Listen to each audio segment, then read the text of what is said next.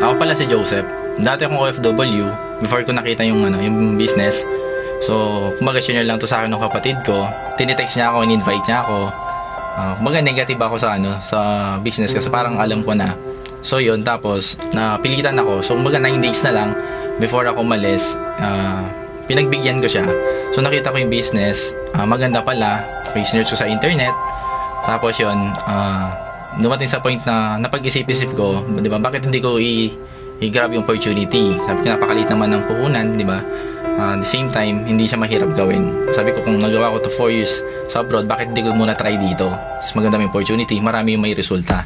Akala ko nung una, madali yung business. Di ba? Parang nakita ko naman na kailangan pala dito is may sipag talaga, saka focus ka dapat. So yun, ginawa ko lang, kahit nahirapan ako, hindi mo maalis yung mga negative kasi unang-unang naging negative yung mga nasa paligid ko. Na sa una, akala ko yun yung mga magiging kasama ko sa business or magiging mga business partners ko, di ba? So, dumating lang ako sa point na parang nawawalan na ng pag-asa. So, ginawa ko, tinuloy-tuloy ko lang. Naalala ko pa nung first time ko umalis, kala ko kasi pagiging isang OFWs, doon mo makukuha lahat. Pangarap mo, diba, pambuhay mo sa family mo. Although meron, pero hindi pala sa kadaling gawin. Kasi unang-una, pag alis ko pa lang, iniwanan ko si Ises, buntis pa siya nun, 2 months pa lang. Andun na yung, inisip ko na, paano diba paglabas nung first baby ko, hindi ko siya kasama. So yun yung sakripisyo. Inisip ko na lang, sabi ko, para sa baby ko naman to. Kaya yung ginawa ko, yung first contract ko, pagdating ko doon, yun na, doon ako nag-start, mag-adjust sa lahat. Jeddah, knowing Jeddah is napaka-higpit dyan. Sinipagan ko naman, kasi alam ko naman, di ba, inisip ko, kung hindi ko gagawin to, wala nang mangyayari. Nararamdaman ko yung lungkot.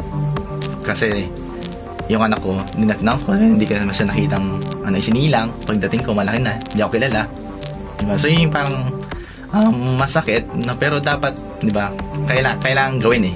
Natapos ko, sinipagan ko lalo, na-promote ako, naging dining supervisor ako doon, hanggang sa pagbakasyon ko, doon ko na nakita yung business.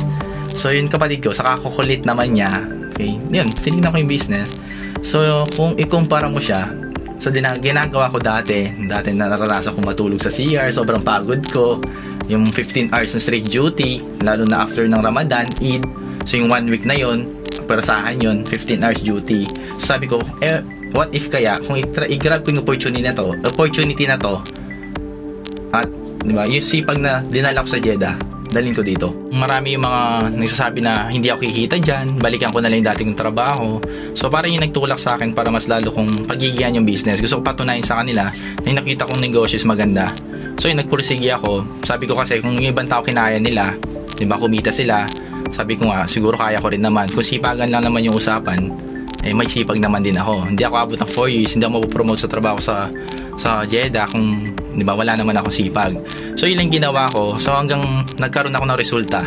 So unti-unti mga after a month, 2 months, so unti-unti kumikita na, nakapaglabas ako ng first car ko. So doon na parang nag-iisip-isip na sila, di ba? Nung nagka-resulta ako, so parang mas naging madali. Ayoko nang tumanda abroad. Kaya pinag-iigan ko yung business na to. So tulad ngayon, ginagawa ko yung business. Yung kinikita ko abroad, kinikita ko na rin dito. Parang sa akin is rewarding, kasama ko yung family ko. Nung sa una, walang naniniwala. Tapos, di ba, tinuloy-tuloy ko lang yung business. So parang pinaka-unforgettable sa akin is yung tipong, di ba, yung ginagawa mo is more than nakitaan na pala. Yung ginagawa yung business, kumikita ka, at the same time is yung nakakatulong ka. Yung focus mo, di ba, kumbaga kung ano yung goal mo, gawin mo dito kay B-Mobile is kailangan lakihan mo. Kumbaga, yung pinaghuhugutan mo kailangan malalim. Kasi the more na malalim yung pinaghuhugutan mo, the more na hindi ka titigil sa business. Ako si Joseph, dating OFW sa Jeddah.